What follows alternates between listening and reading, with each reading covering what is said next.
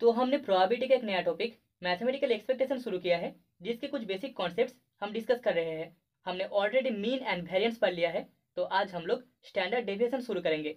So first of all definition में हमें बोला गया है the standard deviation of a random variable x is denoted bye, इसको हम डिनोट करते हैं सिग्मा या फिर सिग्मा एक्स या फिर एच टी ऑफ एक्स से, and is defined as the positive square root of variance. ठीक है, इसको हम डिफाइन करते हैं वेरिएंस के पॉजिटिव स्क्वायर रूट से। So sigma is equals to positive square root of variance.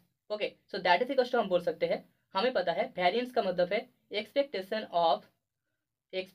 Of x minus mean m का square. Okay, that is the variance, positive square root of variance of x, that is expectation of x minus m का whole square, where m is mean. Okay, now what is moment.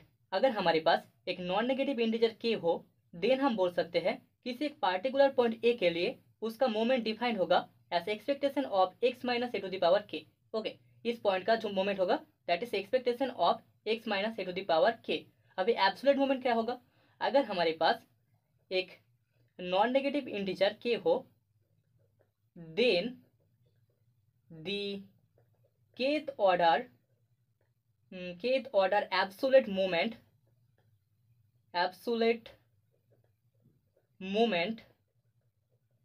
of point A is defined as expectation of absolute value of x minus a, that is modulus of a x minus a to the power k।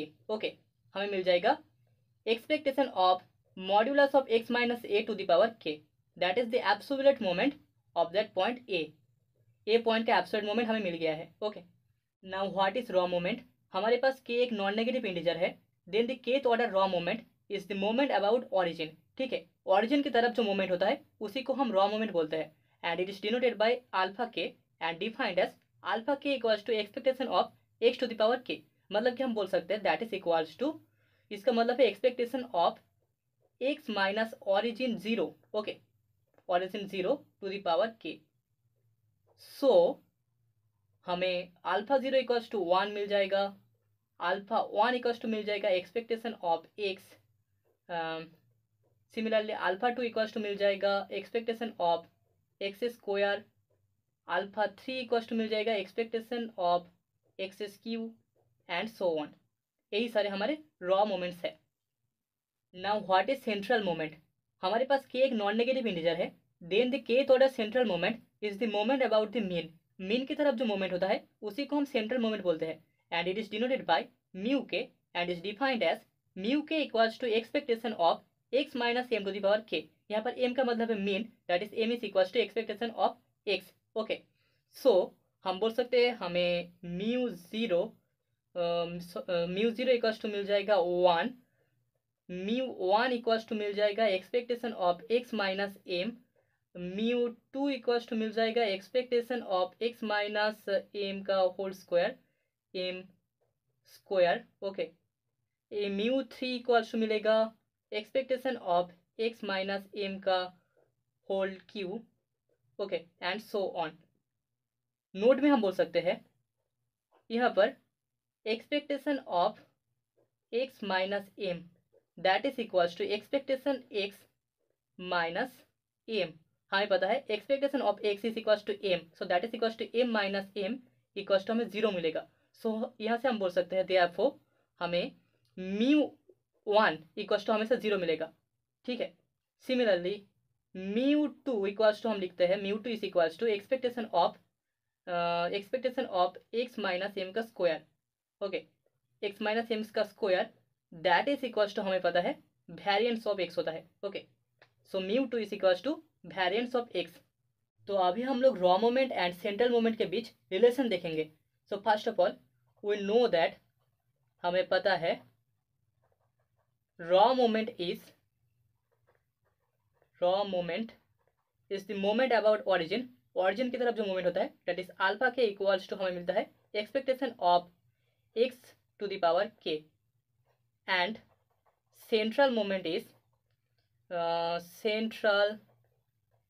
Moment is the moment about mean, mean की तरफ जो moment होता है that is central moment, that is mu k is equals to expectation of x minus mean m to the power k, where m is equals to expectation of x. So therefore हमें mu 0 equals to 1 मिलता है and mu 1 equals to 0 मिलता है, ये हमने देख लिया है. Now mu 2 is equals to expectation of x minus m square, that is variance of x.